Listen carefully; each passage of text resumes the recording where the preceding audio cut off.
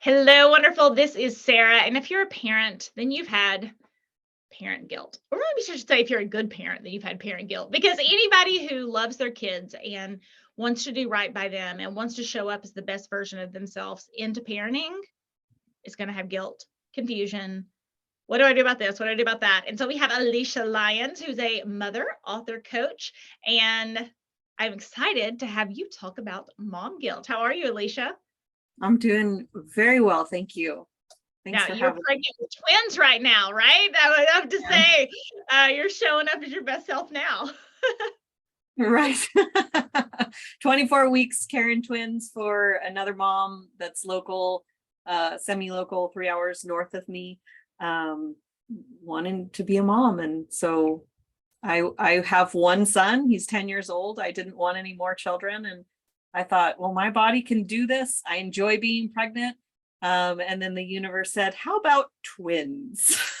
We'll see how you handle this. The universe says, how about twins to me? Then I'm going to lose my mind. No. Right. No, I did. I lost my mind for a while. I believe you. I believe you. Well, I am glad that your mind is back for our conversation. So what do you see when you hear people talk about parent guilt or mom guilt? What's going on? What does that look like for your clients? Mom guilt shows up, and I love that you qualified that good moms feel guilt. I feel like it's more moms than dads. And I can only say that because I focus on the moms. I've had several dads ask me to address dad guilt, and I'm like, I'm not a dad, sorry. And the things that moms feel guilty about are more of the emotional stuff. Dads feel guilty about different things. And again, I'm not a dad, so I don't know what those different things are. I just know that moms are more of the woulda, coulda, shoulda guilt than really anything else. Or I wish it had been different. I wish that, I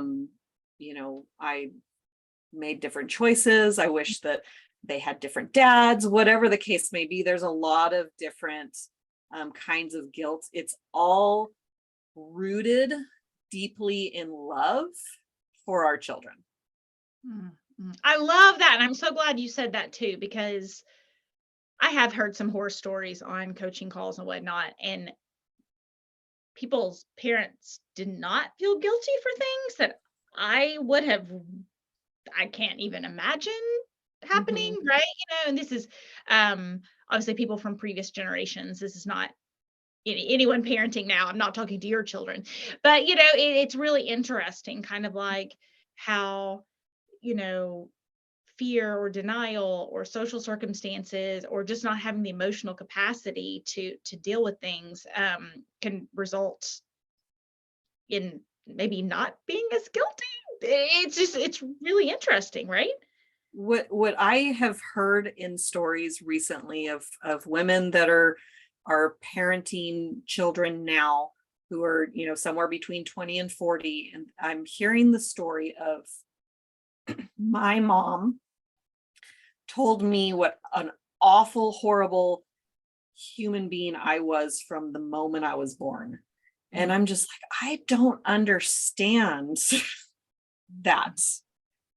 And I do, because most of those moms were teen moms. Interesting. And I'm not saying all teen moms do that, right. But most of them are teen moms or women who were forced to have children before they were ready.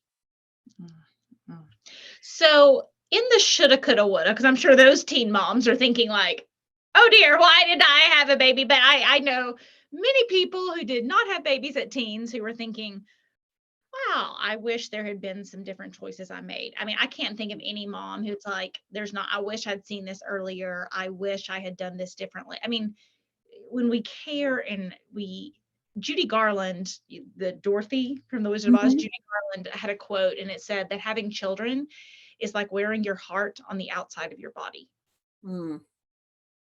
Yeah. Right. And it's like, I know for me personally as a mom, it feels like I'm never quite, I don't want to say safe, that's not really the word, but it's like there are parts of my well-being that are like not, they're at school and they're at activities and they're at these places. And of course I cannot control all that, nor would it be appropriate for me to control all that. But we're just kids, right? And Yeah. there's so much guilt associated with that healthy love. Yeah. I mean, my big like releasing of guilt was because I had sent my son to a babysitter who was inappropriate with him. Oh, And in my worldview at the time, little girls don't do that to little boys. But I retroactively started beating the crap out of myself because I should have known better. And then, because I'm super creative, I projected into the future and imagined my 18 or older son coming back to me and saying, "How come you didn't protect me?" And the idea of that was so crushing to me. I couldn't handle it. And I have a defense mechanism of, I'm going to leave you before you have the chance to hurt me. And so I was proactively pushing him away. And I realized none of this until after I let go of the guilt. So my passion about mom guilt being so dangerous comes from that place, that you don't know what it's doing to your parenting because until you let it go, until you release it. Mhm. So mom guilt is rooted deeply in love, and it's not serving you or your children or your relationship with them. Well, I know something you and I both agree on is that there's such, it was interesting, 50 years ago, 100 years ago, like the self-responsibility of parenting came from like, do they have clothes? Do they have food? Like that was kind of the responsibility of parenting. And I know a lot of conscious parents now, the self-responsibility of parenting is doing your own trauma and healing work so you don't pass that on to your kids, Mm-hmm. Yeah. right? Mm-hmm. Yeah. This concept of generational trauma. My first experience of it was the first time I stepped into a coaching training room. I think we were there for about 20 minutes and someone there said something and she got called to the front of the room and was asked to cry her ancestral tears. And I was like, I don't know what that is, but I don't want any part of it. So I'm not going to be talking for the rest of the time I'm here. Uh-huh. That was my first experience of generational trauma. And now I'm genuinely fascinated by it because of how interested I am in parenting and how, what my mom did and what her mom did and what her mom did, that it's like I am the culmination of the last 7 generations. And what I do affects the next 7 generations. And so my healing is healing for all of them. And that excites me to no end. Yeah, because there's a sense of power to it, Mhm. right? And I Mhm. had a dear friend, when I went through my divorce, I I had a dear friend who said, "I worry that you're going to emotionally detach from your kids because your divorce was so painful." Mhm. And I remember very distinctly like hearing that and choosing not to do it. Mhm. And the absolute relentless, almost like a speed train, like swinging by it. I'm trying to jump on the train to like make that happen because my divorce was very painful.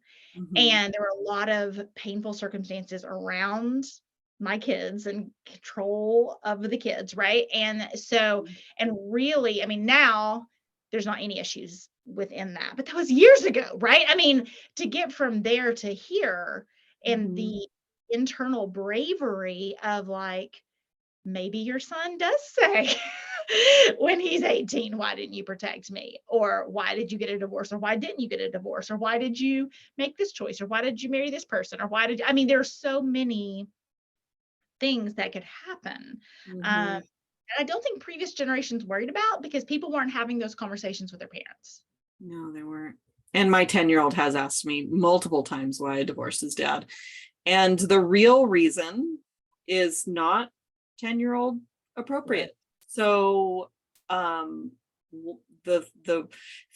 the appropriate thing that I've told him is that I wasn't happy in the relationship, and I know that my son and I deserve me to be happy. Mhm.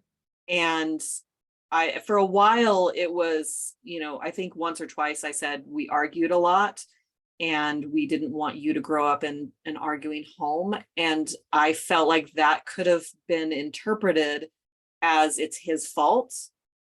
But when I had that thought, that's when I started saying that I wasn't happy in that environment. And I wanted and deserved to be happy. And I wanted you, and you deserve to have a happy mom. And I felt like that was different. And if he asks me when he's 18, he might get the full version. Mhm. So talk But about happy mom. We talked about happy and healed, right? And those can be two different things, maybe. And I understand what you're saying. But, yeah. sometimes it's like, let's self-care. And sometimes self-care is terrible. And it's dealing with some really hurtful things. Self-care at that point, good parenting at, that year, 8 years ago, it was like, I am terrified my children are going to hate me. And they are very small. And I'm terrified they're hearing bad things about me. They're here, I'm terrified my children are going to grow up and hate me. And they were very young at the time. And pushing past, because it didn't matter. I still had a responsibility to them. And part of that Mhm. responsibility was being emotionally open and connected to them so they feel loved and cherished and adored and like I'm a safe place for them, right? And self-care at that point was not, or doing the work or whatever. It certainly wasn't bubble baths and getting my nails painted. Right. Right? It Yeah. was terrible and wonderful because I am enjoying a relentlessly close, healthy. I feel like it's very healthy. And from the feedback I get from other people, it's healthy. The kids are thriving, right? I have Right. two thriving children who I'm very close with. There's a lot of trust within that would Mhm. never have been there if I had not made those choices and gotten over some of that guilt and fear earlier. So, what does it look like for kids to have a healed mother versus an unhealed mother? I Or think that, healing, get going right. the That was where I was gonna go. process. It's like, healed is a myth. We're constantly healing because there's always going to be new things. And I'll be completely honest and transparent that this morning my son asked me for one more minute on the video game before I made him brush his teeth and comb his hair. And we have an alarm that goes off at 7:45 that says Xander needs to be out the door in less than 5 minutes. Is his hair brushed? And that alarm went off, and I said, okay, go brush your teeth and brush your hair. And he said, can I have one more minute? Which is normally totally fine to ask for the one more minute. And in that moment, I had a snap, and I said, get your butt out of that chair right now. And then we brushed our teeth and combed our hair, and we got into the car and we were driving to school. And I said, what I meant was,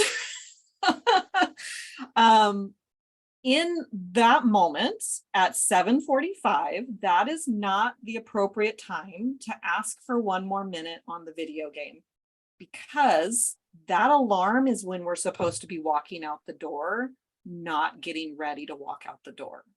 Mhm. So in the future, the answer is no to one more minute at 7:45.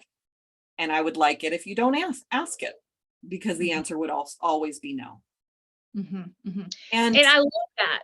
yeah, Yeah, because you didn't behave in a way that you felt like was your best self. Right. You didn't do anything crazy. Right. But yeah, I mean, you just didn't behave. One of the things that drives me crazy is that my kids always have their shoes off in the car.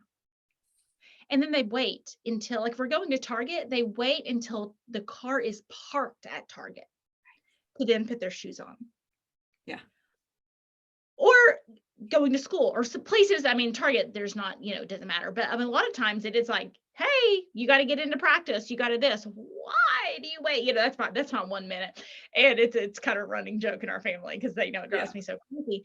But I think what's fair to say is you don't have to be perfect. Yes. And it's okay. I know with my own kids, I say everyone makes mistakes, even grown-ups. And that's Perfection is a myth. It's right. not possible. Hmm. Yeah. That's been something that actually recently came up. It's come up multiple times in my life. I'm a pastor's kid. I was in therapy in my 20s. My therapist said, you might need to read this book. And the book is called I Have to Be Perfect. And it's about the connection that children of pastors' kids and ministers' kid or ministry kids have this need to be perfect for their parent to keep their job. I'm a pastor's kid too. Are you? Have No, you but read the book? we should. But it's a different. I mean, it is. Yeah. It's a complicated way to grow up. Yeah. And the interesting thing is that came up again recently for me, like in the last month, about this need to be perfect. And two things kind of came out of that, but this, like, it didn't come from being a pastor's kid. It came from when I would make a mistake, my dad would get mad at me.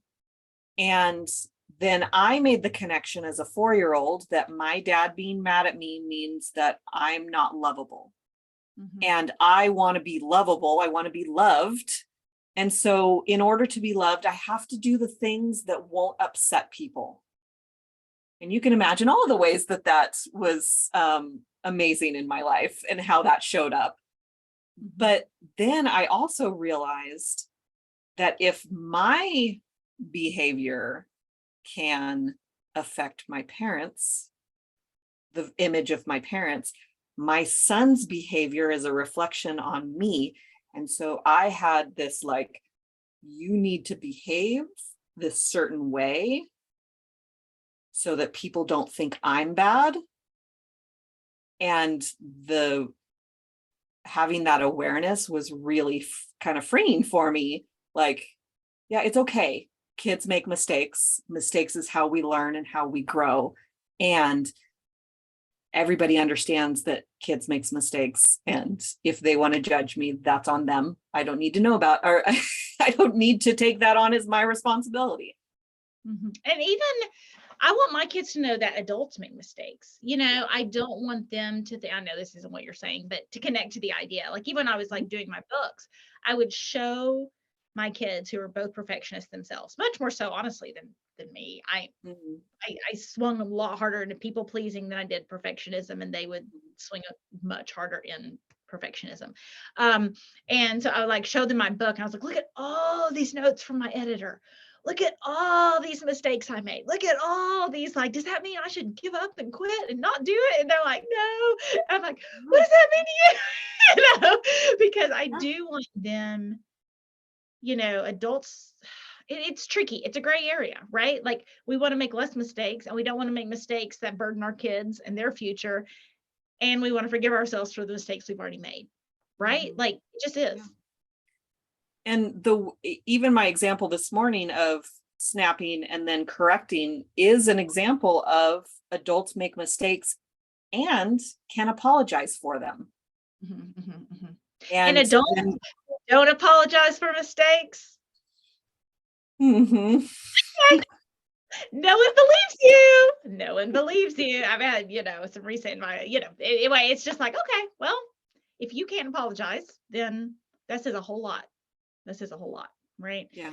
And it is generational, and we are, in a different generation of, like, that stoic, like everything had to be perfect, and it's a little messier now.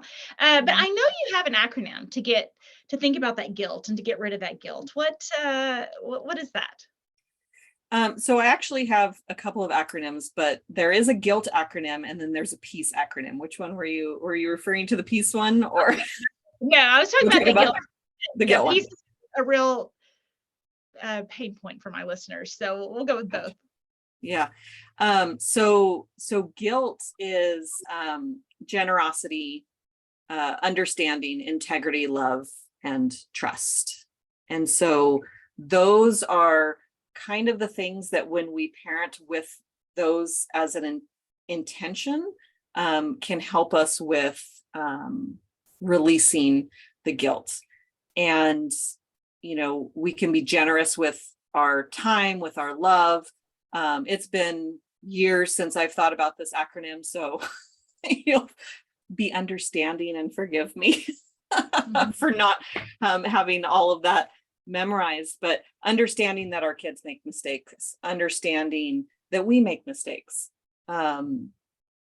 integrity, operating inside of our integrity has it requires that we know what a good mom does and doesn't do, and the things that we can change them. So I can change how I react, and I can't change the fact that I reacted the way that I did. So I can go back and repair. This is really common in divorce situations where, I should have left sooner. I didn't. Okay. Well, you did when you did. You didn't stay longer either. So that's amazing. Right? Love, obviously love is not an issue, but the love that we have for our kids can create this guilt. And then trust, like trust yourself, trust your children, trust your community to help you through the pain. Yeah, I agree. Yeah. If you have a one bit parenting tip that you wish kind of everybody knew, this parenting tip, what would it be? In relation to guilt, I have lots of parenting tips. But in relation to guilt is the one thing that we love to do is judge the earlier version of ourselves. And it's the least compassionate thing that we can do, because we didn't know what we didn't know. And when we go back and judge that younger version of ourselves who was literally doing the best that they could with the tools and awareness that we had at the time, it's not fair to her. It's not fair. She genuinely would have made different choices if she had different information. The same. And you learned the information, and now new information can lead to new decisions. Mm-hmm. But we don't have to retroactively go back and say, why didn't you know what you didn't know earlier? And what I would like to remind people is how short the information age has been. Yeah. Right? Like now, yes, you and I can connect, and we have never met in real life, and I can talk to someone in Singapore each day. And I mean, it's crazy, like this world that we live in where information is at our fingertips. We literally did not, I mean, our children are growing up in that world. We didn't. Mm-hmm. Right? Like I'm sure I had the internet in college. I mean, I did, but it wasn't like it is now. It wasn't at my fingertips all the time. It wasn't, it wasn't easy to access information and healing and right. And like even mental health. It was like, that used to be like whoa, you're like working on your mental health. What's the matter with you? And now it's almost like, you're not working on your mental health. What's the matter with you? Right. And it's like, please be aware how quickly all this happened. Right. Yeah. We've been humans for a long time. And this information age of having this new information is very short it's a very short amount of time in our lifespan. Yeah. And I have a friend that is mad at her mom for I think Dr. Spock created the cry it out method. Mhm. And I had a guest on my podcast that let me know, I didn't even know this, that the reason that babies stop crying in the cry it out method is because they've given up that help is coming. And like, if that hit you as hard as it hit me the first time I heard it, it was so like painful to hear that. And my friend is angry at her mom because her mom cried it out, let her cry it out. And it's like, Dr. Spock was the expert back then. They didn't have, I mean, we literally have 500,000 experts that all say different things now too. Mhm. So you have to, as a parent, sift through the sea of experts and do what feels intuitionally right. But some people didn't have that awareness. This mom clearly didn't have that kind of awareness at the time. You can't retroactively get mad at her for not knowing something that she didn't know, and the same goes for you. When I was a parent, I had when I was a parent, when my son was a baby, there was a friend, and she we're not friends anymore. She was super into the cry it out method, and her like mission in life was to teach everyone else to let their kids cry it out. Okay. I'm quite certain it's because her husband was controlling and he wanted sex. And her responsibility was to put the child down at 7 o'clock at night so he could have his rest at the, I mean, you could see how fired up I am about it. I am not friends with these people anymore. I want to be very clear. They did horrible in every circumstance that they gave me advice in, but I just couldn't do it.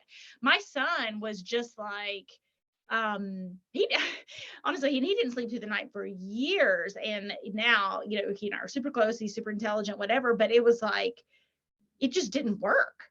It just it didn't work. It was like, I don't, when people say crying out, like, I'm pretty sure this is not what's supposed to be happening. Right. And it was just like, no, not worth it. Not worth it. This seems, hurtful. It seems, but it was so, at the time, there was so much guilt because she was literally had this book about God and how God wants you to let it cry it out and how your marriage is supposed to be first priority. And if you do, I mean, it's just horrific now. And thank goodness that I couldn't follow her information based on, but there was guilt at the time. And I was like hiding it, that I wasn't letting my son cry it out because in the community, it was like, it's just really jacked up at the time. But it goes to your point.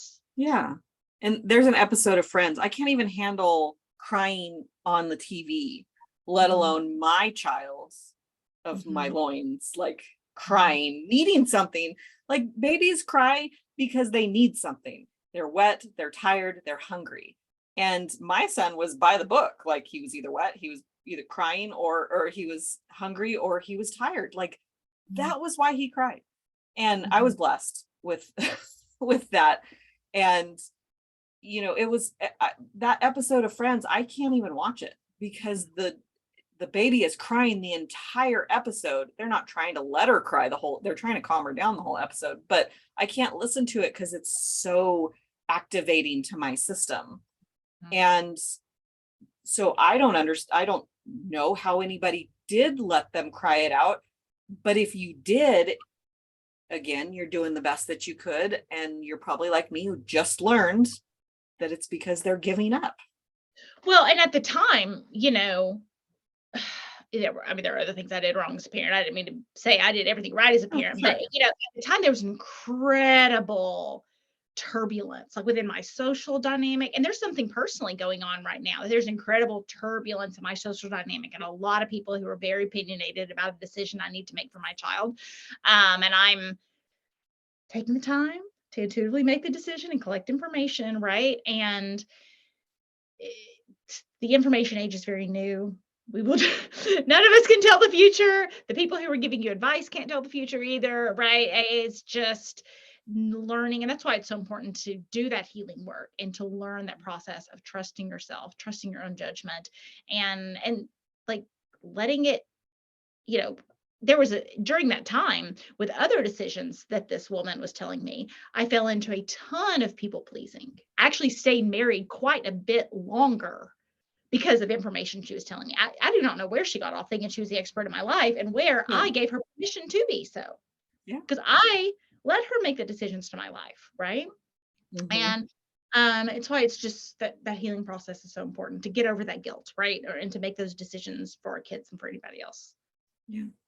And back to your earlier question about, what a healing mom looks like is, I think it's in this information age, when you become aware of how you are not healed or how you are damaged, when you become aware of it, it becomes your responsibility to heal as best you can, as in perfect progress, because our children deserve that.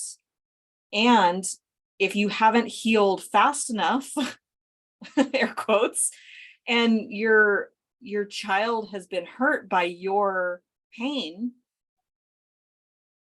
it's okay. Continue to heal. It's part of the process. None of us get through life unscathed. Not a single one of us. All of us have childhood traumas. All of us have childhood traumas that get triggered by becoming parents. That is true. It's part of the process.